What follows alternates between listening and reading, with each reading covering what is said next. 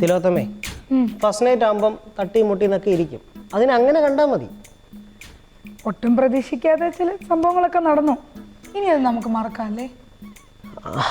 ആ, കഴിഞ്ഞതൊക്കെ കഴിഞ്ഞ് ഇനി നമുക്ക് ജീവിതത്തെ പറ്റി സംസാരിക്കാം. തിലോത്തമ ഭയങ്കര ദേഷ്യക്കാരിയാണല്ലേ? അങ്ങനൊന്നുമില്ല. ഈ കാലത്ത് നമുക്ക് ജീവിക്കാൻ കുറച്ച് ധൈര്യമൊക്കെ വേണം. അതുണ്ട്. Very good. ജീവിക്കാൻ ആവശ്യമുള്ള ധൈര്യമുള്ള പെൺകുട്ടിയാണ് ഞാൻ ഇത്ര നാൾ തേടി കിടന്നത്. I am satisfied. അങ്ങനെ ഒരു ധാരണയിൽ പോയാൽ നന്നായിരിക്കും. പിന്നല്ലാണ്ട് ഭാര്യ ഭർത്തൃ ബന്ധത്തിൽ ആദ്യം ഒരു പ്രശ്നം ഉണ്ടായാൽ പിന്നെയൊക്കെ സ്മൂത്തായി പോകുമെന്നാണല്ലോ കുഞ്ചൻ നമ്പ്യാർ പഴഞ്ചൊല്ലി പറഞ്ഞത്. കേട്ടിട്ടില്ലേ? കേട്ടിട്ടില്ല. എന്നാ അങ്ങനെ ഒരെണ്ണമുണ്ട്. അതായത് ഇനി എന്ത് പ്രശ്നം വന്നാലും അതിനെ സോൾവ് ചെയ്യാനുള്ള പരിപാടിയൊക്കെ ഉണ്ട്. അതെന്താ? അതൊക്കെ ഉണ്ട്. പ്രശ്നം വരുമ്പോൾ കണ്ടാൽ മതി, ഞാൻ സോൾവ് ചെയ്ത് കാണിച്ചു തരാം. അല്ല, ഇങ്ങനത്തെ ഇരുന്നാൽ മതിയോ? എന്താ അടുത്ത പരിപാടി? നമുക്ക് ഹണിമൂണൊക്കെ പോവണ്ടേ? ശിവനേ, നീ എന്നോട് ചെയ്ത് ചെയ്ത്തിന് 5 വർഷത്തേക്ക് ഇനി ഹണിമൂൺ പറ്റുമെന്ന് എനിക്ക് തോന്നുന്നില്ല. ദേഷ്യപ്പെടല്ലേ?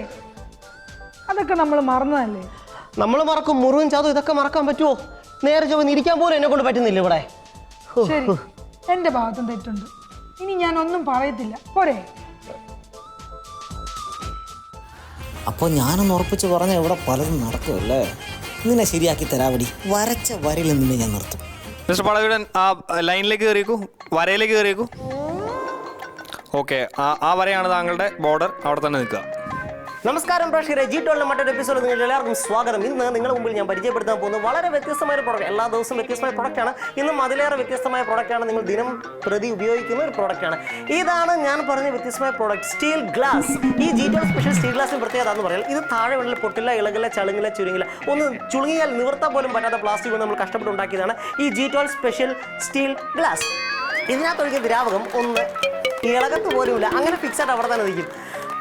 നിങ്ങൾക്കിത് ഓർഡർ ചെയ്യണമെങ്കിൽ എത്രയും പെട്ടെന്ന് താഴെ കണ്ട് നിങ്ങൾ കോൺടാക്ട് ചെയ്യേണ്ടതാണ്. കാരണം മണിക്കുട്ടി ഓടുന്നു, ബസർ മുഴങ്ങുന്നു. ബസർ മുഴങ്ങിയാൽ അതിൻ്റെ അർത്ഥം എന്താണ്? പ്രൊഡക്റ്റ് തീർന്നുകൊണ്ടിരിക്കുന്നു. കോഴിക്കോട്, കണ്ണൂർ, കാസർഗോഡ് ഇഷ്ടം പോലെ ഓഫർ വരുന്നുണ്ട്. മതി, നിർത്ത്. ഇനി ശമ്പളം തന്നിട്ട് മതി ബാക്കി G12 പ്രസന്റേഷൻ. എടാ രവി, കല്യാണം എന്ന് പറയുന്നതേ കുറച്ച് ടാസ്ക് ആണല്ലേ? മനസ്സിലാക്കിയല്ലോ, ഭാഗ്യം. അല്ല, നീ ഇപ്പൊ എന്തിനെ പറ്റി സംസാരിക്കുന്നേ? അല്ല, കല്യാണം കഴിഞ്ഞ ചില ഉത്തരം കിട്ടാത്ത സംശയങ്ങളൊക്കെ കാണുമല്ലോ. എന്താ നിന്റെ ഇപ്പൊ ഉത്തരം കിട്ടാത്ത സംശയം? കൊറേ ഉണ്ട്. ഇപ്പോ പുള്ളിനെ എങ്ങനെയാ വിളിക്കുക എന്ന് ആലോചിക്കുമ്പോഴാ. അതാണോ നിന്റെ ഇപ്പോഴത്തെ ഉത്തരം കിട്ടാത്ത സംശയം? അതല്ല, അത് ഞാനൊരു സാഹിത്യത്തിന് വേണ്ടി പറഞ്ഞല്ലേ. അവളുടെ ഒരു സാഹിത്യം, നിനക്ക് അവന്റെ കൂടെ കൂടി വട്ടായോ? നിനക്ക് എന്തിനാ? നീ മാത്രമേ ബുദ്ധിമാന്മാർ, ബാക്കിയുള്ളവരെല്ലാം മണ്ടന്മാരാണ്.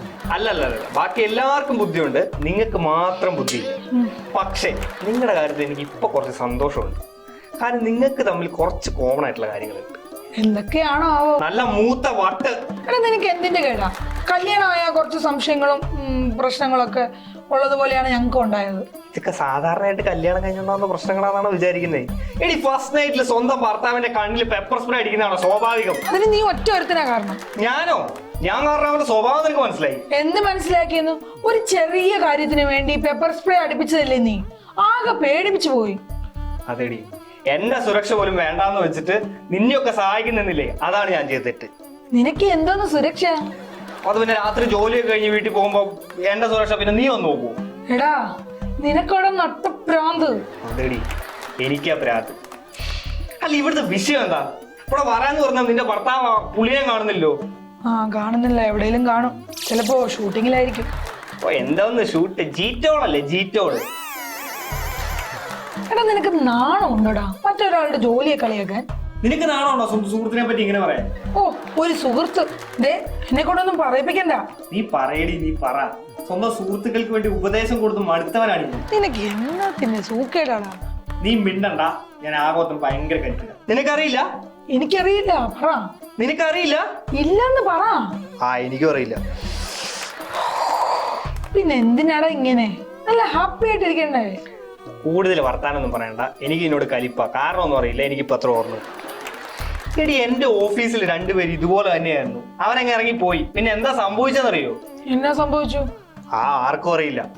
ഇങ്ങനെയാണ് ജീവിതം. എപ്പോ വേണമെങ്കിലും എന്ത് വേണമെങ്കിലും സംഭവിക്കാം. അത് ഓർമ്മ ഉണ്ടാവും. ഓ, അവരാരൊക്കെ ആയിരുന്നു? കെവിനും റീത്തയും. അവര് നിന്റെ കൂടെ ഓഫീസിലുണ്ടായിരുന്നോ? അതെ, അതിലൊരാള്. അതാരാ?